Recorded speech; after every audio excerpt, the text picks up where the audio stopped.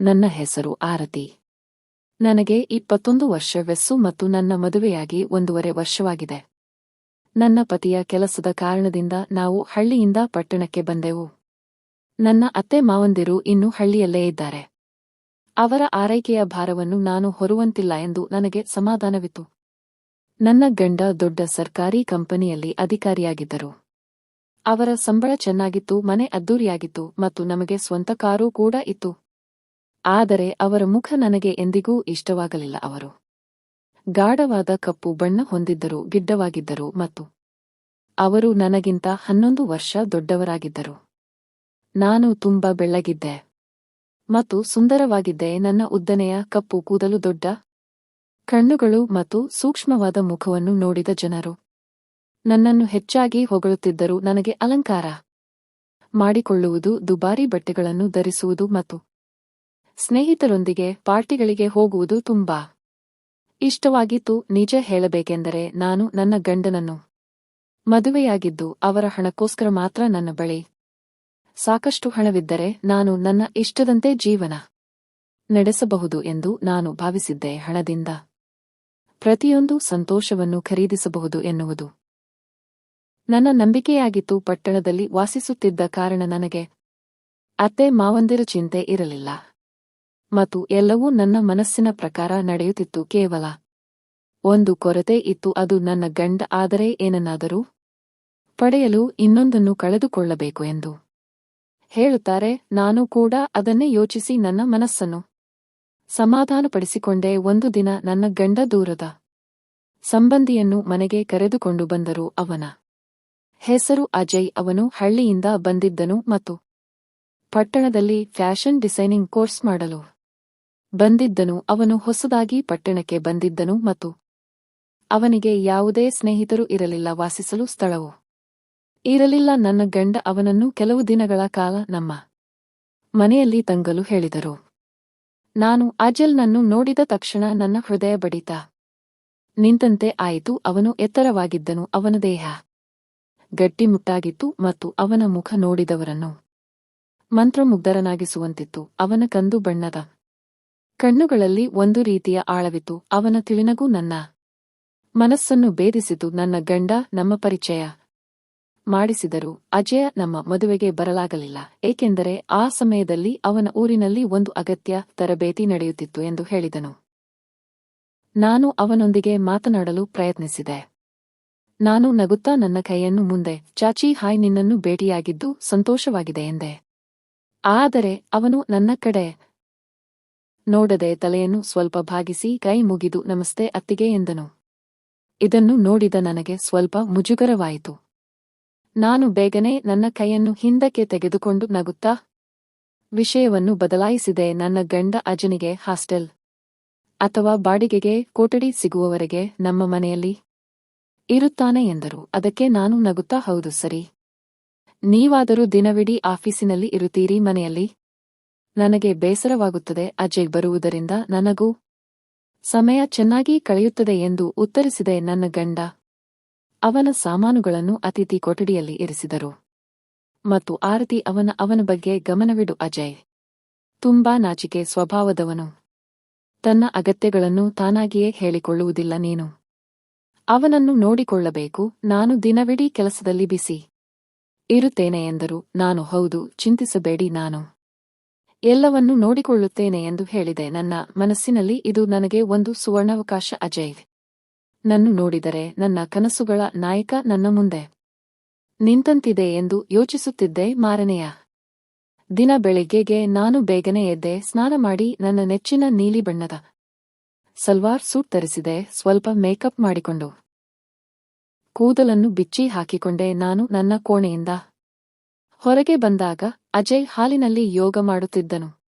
ಅವನು ಬರೀ ಬನಿಯನ್ ಮತ್ತು ಟ್ರ್ಯಾಕ್ ಪ್ಯಾಂಟ್ ಹಾಕಿಕೊಂಡಿದ್ದನು. ಆಗ ಅವನ ದೃಷ್ಟಿ ನನ್ನ ಮೇಲೆ ಬಿತ್ತು. ಅವನು ತಕ್ಷಣ ಎದ್ದು ತನ್ನ ಟಿ ಶರ್ಟ್ ತೆಗೆದುಕೊಂಡು ಧರಿಸಿದನು ಮತ್ತು ಏನನ್ನು ಹೇಳದೆ ತನ್ನ ಕೋಣೆಗೆ ಹೋದನು. ನನಗೆ ಸ್ವಲ್ಪ ವಿಚಿತ್ರ ಎನಿಸಿತು, ಆದರೆ ನಾನು ನನ್ನ ಮನಸ್ಸನ್ನು ನಿಯಂತ್ರಿಸಿಕೊಂಡೆ. ಅವನಿಗೆ ನಾನೇ ವಿಶೇಷವಾದದ್ದನ್ನು ಮಾಡಬೇಕೆಂದು ನಾನು ಅಂದುಕೊಂಡೆ. ನಾನು ಅಡುಗೆ ಮನೆಗೆ ಹೋದೆ ಮತ್ತು ಅವನಿಗಾಗಿ ಮಸಾಲೆ ದೋಸೆ, ಮೊಸರು ಮತ್ತು ಚಹವನ್ನು ತಯಾರಿಸಿದೆ. ಸ್ವಲ್ಪ ಸಮಯದ ನಂತರ ನನ್ನ ಗಂಡ ಮತ್ತು ಅಜಯ್ ಉಪಹಾರದ ಮೇಜಿನ ಬಳಿ ಕುಳಿತರು. ನಾನು ಅಜಯ್, ನನ್ನ ಉಪಹಾರ ಹೇಗಿತ್ತು ಎಂದು ಕೇಳಿದೆ. ಅವನು ತಲೆಯನ್ನು ಕೆಳಗೆ ಭಾಗಿಸಿ ನಿಧಾನವಾಗಿ ತುಂಬಾ ಚೆನ್ನಾಗಿತ್ತು ಅತ್ತಿಗೆ, ಧನ್ಯವಾದ ಎಂದನು. ಇಷ್ಟನ್ನು ಹೇಳಿ ಅವನು ಉಪಹಾರ ಮುಗಿಸಿ ತಕ್ಷಣ ತನ್ನ ಕೋಣೆಗೆ ಹೋದನು. ನನ್ನ ಗಂಡ ನಗುತ್ತಾ ನೋಡಿದೆ. ಅವನು ಎಷ್ಟು ನಾಚಿಕೆ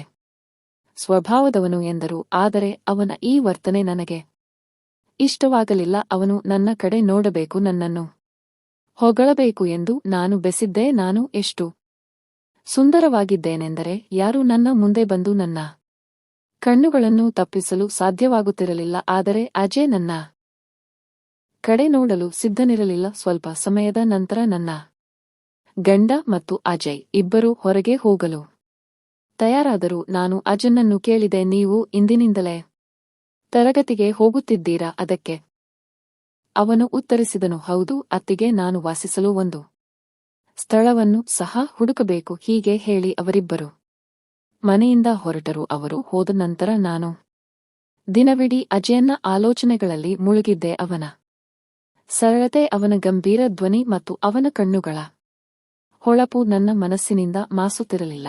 ಯಾವಾಗ ಸಂಜೆಯಾಗುತ್ತದೆ ಮತ್ತು ಅವನು ಮನೆಗೆ ಯಾವಾಗ ಬರುತ್ತಾನೆ ಎಂದು ನಾನು ಪದೇ ಪದೇ ಗಡಿಯಾರ ನೋಡುತ್ತಿದ್ದೆ. ಇಂದು ಅಲ್ಲದಿದ್ದರೂ ನಾಳೆ ಅವನು ನನ್ನ ಸೌಂದರ್ಯದ ಮೋಡಿಗೆ ಒಳಗಾಗುತ್ತಾನೆ ಎಂದು ನನಗೆ ಖಚಿತವಾಗಿತ್ತು. ಸಂಜೆ ನಾನು ನನ್ನ ಅತ್ಯಂತ ಸುಂದರವಾದ ಕೆಂಪು ಸೀರೆಯನ್ನು ಧರಿಸಿದೆ. ವಜ್ರದ ಓಲೆಗಳು, ಚಿನ್ನದ ಬಳೆಗಳು ಮತ್ತು ಸುಗಂಧ ದ್ರವ್ಯವನ್ನು ಹಾಕಿಕೊಂಡೆ. ನಿಜ ಹೇಳಬೇಕೆಂದರೆ ಮದುವೆಯ ನಂತರ ನಾನು ನನ್ನ ಗಂಡನಿಗಾಗಿ ಎಂದಿಗೂ ಇಷ್ಟು ಅಲಂಕರಿಸಿಕೊಂಡಿರಲಿಲ್ಲ. ಮದುವೆಯ ಆರಂಭಿಕ ದಿನಗಳಲ್ಲಿ ಸ್ವಲ್ಪ ಸಮಯದವರೆಗೆ ನಾನು ಅವರಿಗಾಗಿ ತಯಾರಾಗುತ್ತಿದ್ದೆ. ಆದರೆ ನಂತರ ಮನೆಯ ಕೆಲಸಗಳಲ್ಲಿ ಸಿಲುಕಿಕೊಂಡು ನನ್ನ ಬಗ್ಗೆ ಗಮನ ಕೊಡಲು ಸಾಧ್ಯವಾಗಲಿಲ್ಲ. ನನ್ನ ಗಂಡ ಕೆಲವೊಮ್ಮೆ ನನ್ನನ್ನು ಪಾರ್ಟಿಗಳಿಗೆ ಕರೆದುಕೊಂಡು ಹೋಗುತ್ತಿದ್ದ ಮತ್ತು ಅಲ್ಲಿ ನಾನು ಸಂಪೂರ್ಣ ವೈಭವದಿಂದ ತಯಾರಾಗುತ್ತಿದ್ದೆ. ಅಲ್ಲಿ ಜನರು ನನ್ನನ್ನು ಹೊಗಳುತ್ತಿದ್ದರು. ನನ್ನ ಗಂಡನ ಸ್ನೇಹಿತರು ನಿಮ್ಮ ಹೆಂಡತಿ ತುಂಬಾ ಸುಂದರವಾಗಿದ್ದಾಳೆ ಎಂದು ಹೇಳುತ್ತಿದ್ದರು. ಅವರ ಮಾತುಗಳನ್ನು ಕೇಳಿ ನನಗೆ ಹೆಮ್ಮೆ ಎನಿಸುತ್ತಿತ್ತು. ಆದರೆ ನನ್ನ ಗಂಡನಿಗೆ ಕೋಪ ಬರುತ್ತಿತ್ತು. ಈ ಜನರಿಗೆ ಬೇರೇನೂ ಹೊಳೆಯುವುದಿಲ್ಲವೇ ಎಂದು ಹೇಳುತ್ತಿದ್ದರು. ಸಂಜೆ ನನ್ನ ಗಂಡ ಮತ್ತು ಅಜಯ್ ಮನೆಗೆ ಮರಳಿದರು. ನಾನು ಬಾಗಿಲು ತೆರೆದೆ. ನನ್ನ ಗಂಡ ನನ್ನನ್ನು ನೋಡಿದರು ಮತ್ತು ಸಂತೋಷದಿಂದ, ಆರತಿ, ನೀನು ಇಂದು ತುಂಬಾ ಸುಂದರವಾಗಿ ಕಾಣುತ್ತಿದ್ದೀಯಾ, ಬಹಳ ದಿನಗಳ ನಂತರ ನೀನು ಇಷ್ಟು ಅಲಂಕಾರ ಮಾಡಿಕೊಂಡಿದ್ದ ಎಂದರು. ಆದರೆ ನಾನು ಯಾರಿಗೆ ಇಷ್ಟೆಲ್ಲ ಮಾಡಿಕೊಂಡಿದ್ದೆ? ಅಜಯ್ ನನ್ನ ಕಡೆಗೆ ಒಂದು ನೋಟವನ್ನು ಹಾಕಲಿಲ್ಲ. ಅವನು ನಿಶ್ಶಬ್ದವಾಗಿ ಒಳಗೆ ಬಂದನು ಮತ್ತು ನೇರವಾಗಿ ತನ್ನ ಕೋಣೆಗೆ ಹೋದನು. ಅವನ ಈ ವರ್ತನೆಯನ್ನು ನೋಡಿದ ನನಗೆ ಸಿಟ್ಟು ನೆತ್ತಿಗೇರಿತು. ಅವನ ಮುಂದೆ ಅಷ್ಟು ಸುಂದರವಾದ ಹೆಂಗಸು ಇದ್ದರು. ಅವನಿಗೆ ಏನೂ ಅನಿಸುತ್ತಿಲ್ಲ ಎಂದು ನಾನು ಯೋಚಿಸುತ್ತಿದ್ದೆ. ಆಗ ನನ್ನ ಗಂಡ ನನ್ನ ಬಳಿ ಬಂದು, ನಡಿ, ಇವತ್ತು ನಿನ್ನನ್ನು ಊಟಕ್ಕೆ ಹೊರಗೆ ಕರೆದುಕೊಂಡು ಹೋಗುತ್ತೇನೆ. ನೀನು ತುಂಬಾ ಚೆನ್ನಾಗಿ ಕಾಣುತ್ತಿದ್ದೀಯಾ. ಮನೆಯಲ್ಲಿ ಊಟ ಬೇಡ ಎಂದರು. ಆದರೆ ನನ್ನ ಮೂಡ್ ಹಾಳಾಗಿತ್ತು. ಬೇಡ, ತಲೆನೋವು ಇದೆ, ಇಡೀ ದಿನ ಕಾದಿದ್ದಾಯಿತು. ಈಗ ಮೂಡ್ ಇಲ್ಲ, ನಾನೇ ಊಟ ಮಾಡಬೇಕು ಎಂದು ಹೇಳಿ ನನ್ನ ಕೋಣೆಗೆ ಹೋದೆ. ಅಲ್ಲಿ ಕನ್ನಡಿಯ ಮುಂದೆ ನಿಂತು ನನ್ನನ್ನು ನಾನು ನೋಡಿಕೊಂಡೆ. ಸಿಟ್ಟಿನಲ್ಲಿ ಬಳೆ ಮತ್ತು ಓಲೆಗಳನ್ನು ತೆಗೆದು ಡ್ರೆಸ್ಸಿಂಗ್ ಟೇಬಲ್ ಮೇಲೆ ಎಸೆದು ಸೀರೆಯನ್ನು ಬದಲಾಯಿಸಿ ಅಡುಗೆ ಮನೆಗೆ ಹೋದೆ. ಮುಂದಿನ 4-5 ದಿನಗಳು ಹೀಗೆ ಕಳೆದು ಹೋದವು. ಅಜಯ್ ನನ್ನೊಂದಿಗೆ ಮಾತನಾಡುತ್ತಿದ್ದ. ಆದರೆ ಯಾವಾಗಲೂ ತಲೆ ತಗ್ಗಿಸಿ ನನ್ನ ಕಣ್ಣಿಗೆ ಮುಖ ಕೊಟ್ಟು ನೋಡುತ್ತಿರಲಿಲ್ಲ. ನನ್ನ ಹತ್ತಿರ ಬರುವುದನ್ನು ತಪ್ಪಿಸುತ್ತಿದ್ದ ನನ್ನ ಮನಸ್ಸು ಅವನನ್ನು ಪಡೆಯಲು ಎಷ್ಟು ಹಾತೊರೆಯುತ್ತಿತ್ತೋ ಅಷ್ಟೇ ಅವನು ನನ್ನಿಂದ ದೂರ ಸರಿಯುತ್ತಿದ್ದ. ಅವನನ್ನು ಯಾವುದೇ ಕಾರಣಕ್ಕೂ ಪಡೆಯಲೇಬೇಕೆಂದು ನಾನು ನಿರ್ಧರಿಸಿದ್ದೆ. ಒಂದು ವೇಳೆ ಅವನು ಬೇರೆ ಕಡೆ ವಾಸಿಸಲು ಜಾಗ ಹುಡುಕಿಕೊಂಡರೆ ನನ್ನ ಕೈ ತಪ್ಪಿ ಹೋಗುತ್ತಾನೆ ಎಂಬ ಭಯವಿತ್ತು. ಒಂದು ವೇಳೆ ಅವನು ನನ್ನ ಪ್ರೀತಿಯಲ್ಲಿ ಬಿದ್ದರೆ ಅವನನ್ನು ಇಲ್ಲಿಂದ ಹೋಗಲು ಬಿಡುವುದಿಲ್ಲ ಎಂದುಕೊಂಡೆ. ಒಂದು ದಿನ ನಾನು ಮಾಳಿಗೆಯಲ್ಲಿ ಬಟ್ಟೆ ಒಣಗಿಸುತ್ತಿದ್ದೆ. ಆಗ ನನ್ನ ತಲೆಗೆ ಒಂದು ಉಪಾಯ ಹೊಳೆಯಿತು. ನಾನು ಬೇಕಂತಲೇ ಮೆಟ್ಟಿಲುಗಳಿಂದ ಬಿದ್ದಂತೆ ನಾಟಕವಾಡಿದೆ, ಜೋರಾಗಿ ಕಿರುಚಾಡಿದೆ ಮತ್ತು ಕೆಳಗೆ ಉರುಳಿದೆ.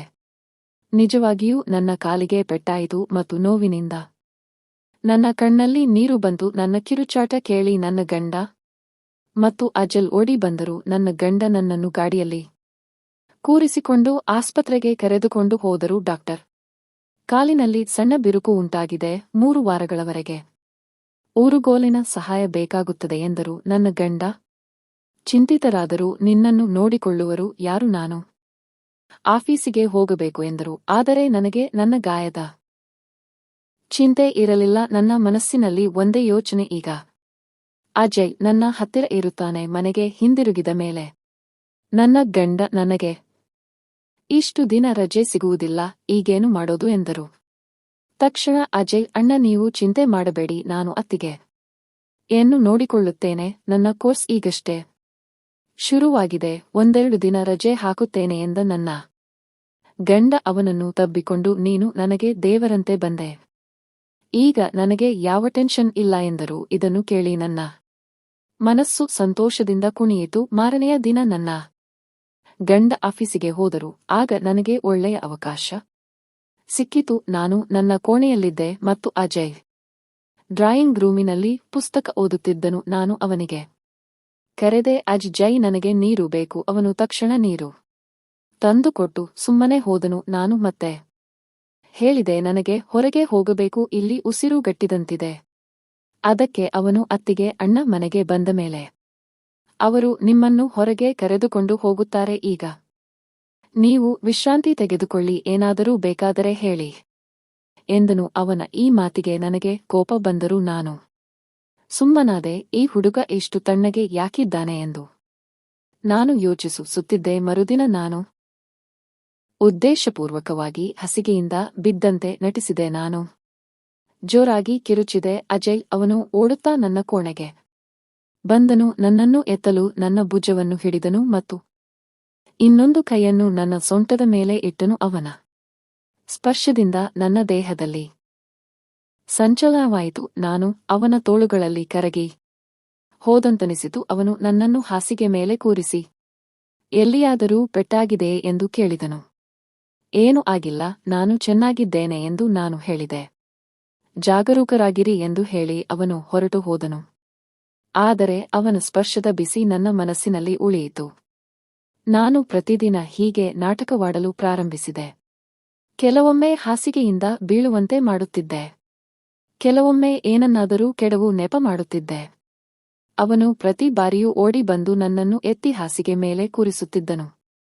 ಅವನ ಕೈಗಳ ಸ್ಪರ್ಶವು ನನ್ನನ್ನು ಇನ್ನಷ್ಟು ಕಾತುರಗೊಳಿಸುತ್ತಿತ್ತು. ಹೀಗೆ 3 ವಾರಗಳು ಕಳೆದು ಹೋದವು. ನಂತರ ನನ್ನ ಗಂಡ ನನ್ನನ್ನು ಆಸ್ಪತ್ರೆಗೆ ಕರೆದುಕೊಂಡು ಹೋದರು. ವೈದ್ಯರು ಊರುಗೋಲನ್ನು ತೆಗೆದು, ನಿಮ್ಮ ಕಾಲು ಈಗ ಸರಿಯಾಗಿದೆ ಎಂದರು. ನನ್ನ ಗಂಡ ಸಂತೋಷಪಟ್ಟರು. ಆದರೆ ನಾನು ದುಃಖಿತಳಾಗಿದ್ದೆ. ಅಜಯ್ ಇನ್ನು ನನ್ನ ಬಳಿ ಬರುವುದಿಲ್ಲ ಎಂದು ಯೋಚಿಸಿ ನನ್ನ ಮನಸ್ಸು ಭಾರವಾಯಿತು. ನಾನು ದಿನರಾತ್ರಿ ಅಜಯ್ ನನ್ನು ಹೇಗೆ ಪಡೆಯುವುದು ಎಂದು ಯೋಚಿಸುತ್ತಿದ್ದೆ. ಒಂದು ದಿನ ನನ್ನ ಗಂಡನಿಗೆ ಆಫೀಸಿನಿಂದ ಫೋನ್ ಬಂತು. ಅವರು 4 ದಿನಗಳ ಕಾಲ ಹೊರಗೆ ಹೋಗಬೇಕೆಂದು ಹೇಳಿದರು. ನನಗೆ ಇದು ಸುವರ್ಣಾವಕಾಶವಾಗಿತ್ತು. ಈಗ ಅಜಯ್ನಿಗೆ ನನ್ನ ಮನಸ್ಸಿನ ಮಾತನ್ನು ಹೇಳುತ್ತೇನೆ ಎಂದು ನಾನು ನಿರ್ಧರಿಸಿದೆ. ಆ ರಾತ್ರಿ ನಾನು ನನ್ನ ಅತ್ಯಂತ ಸುಂದರವಾದ ಕಪ್ಪು ನೈಟಿ ಧರಿಸಿದೆ, ಸುಗಂಧ ದ್ರವ್ಯವನ್ನು ಹಾಕಿಕೊಂಡೆ, ಕೂದಲನ್ನು ಬಿಚ್ಚಿ ಹಾಕಿದೆ ಮತ್ತು ಅವನಿಗೆ